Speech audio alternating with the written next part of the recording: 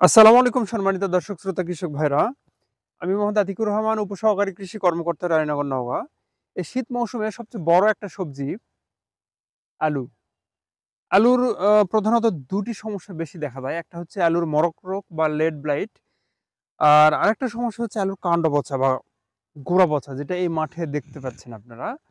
তো আলুর মরক রোগের জন্য বা লেট ব্লাইটের জন্য আমরা প্রতিনিয়ত আমাদেরকে ছত্রাকনাশক স্প্রে করতে হয়। প্রাথমিকভাবে আমরা মেনকোজেব গ্রুপের যেকোনো ভিডিও নেন, সেটা ইন্ডোফিল, টাইকোজেব, জাস বা এগ্রিজেব, ডাইথেনিয়াম এগুলো, অথবা প্রোপিনেপ গ্রুপের অ্যান্ট্রাকল বা এই ধরনের ওষুধগুলো আমরা অল্টারনেট করে কন্টিনিউ স্প্রে করতে হয়।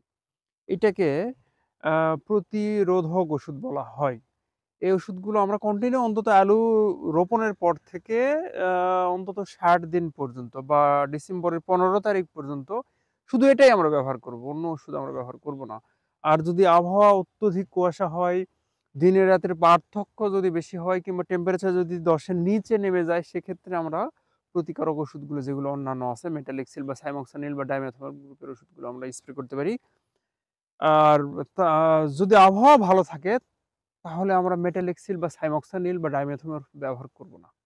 কারণ ওই ওষুধগুলো যদি, সিস্টেমিক ওষুধগুলো বা কিউরেটিভ ওষুধগুলো যদি আমরা ব্যবহার করি, তাহলে আলুর যে স্টোলন গুলো আছে, যেখানে আলু ধরে বা আলুর লতি বলা হয়, সেই লতির বৃদ্ধি কমে যায়, আলুর ফলন উৎপাদন, সেখানে আলু ধরা বন্ধ হয়ে যায়।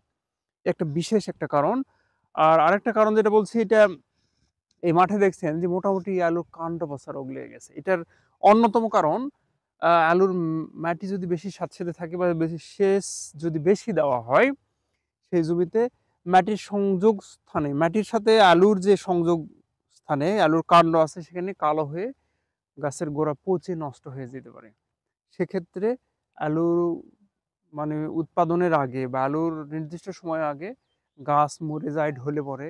এটা ছত্রাকজনিত হতে পারে এবং ব্যাকটেরিয়া জনিত হতে পারে। এটা ব্যাকটেরিয়া জনিত হলে যেকোনো সময় মাঠের মধ্যে হঠাৎ করে আলু নেতিয়ে পড়বে। কোথাও কোনো পচা রোগ বা কালো দাগ দেখা যাবে না। এটা গোটা গাছই নেতিয়ে পড়ে ঢলে পড়ে যায়।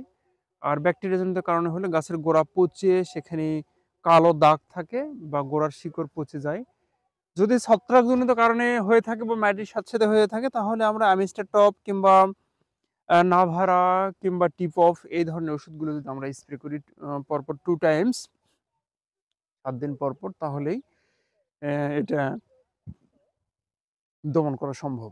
আর যদি কোনো কারণে ব্যাকটেরিয়া জনিত কারণে যদি হয়, তাহলে এটা সহজে প্রতিকার করা যায় না। এটা প্রতিরোধমূলক ব্যবস্থা নিতে হয়। এটা জমি চাষের পূর্বে যদি স্টেবল ব্লিচিং পাউডার দেওয়া হয়, তাহলে এই ব্যাকটেরিয়াগুলো আক্রমণ করে না। তবে আক্রমণ করে গেলে, সেক্ষেত্রে ব্যাপক আকারে হয়ে গেলে আমরা কিমিয়া কিংবা অনলাইন এই ওষুধগুলো যদি আমরা অল্টারনেট করে ২-৩ সপ্তাহ স্প্রে করি, তাহলে হয়তো ৫ দিন ব্যবধানে যদি আমরা স্প্রে করি, তাহলে এটার ভালো প্রতিকার পাওয়া যায়।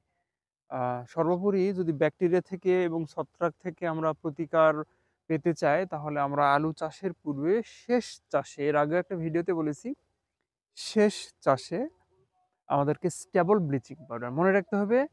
স্টেবল ব্লিচিং পাউডার প্রতি ৩৩ শতকে ৩ কেজি হারে ছিটিয়ে আমরা চাষ মই দিয়ে যদি রোপণ করি, তাহলে আলুর এই কাণ্ড পচা কিংবা ব্যাকটেরিয়া ছত্রাকজনিত ঢলে পড়া রোগ নিরাময় করা সম্ভব।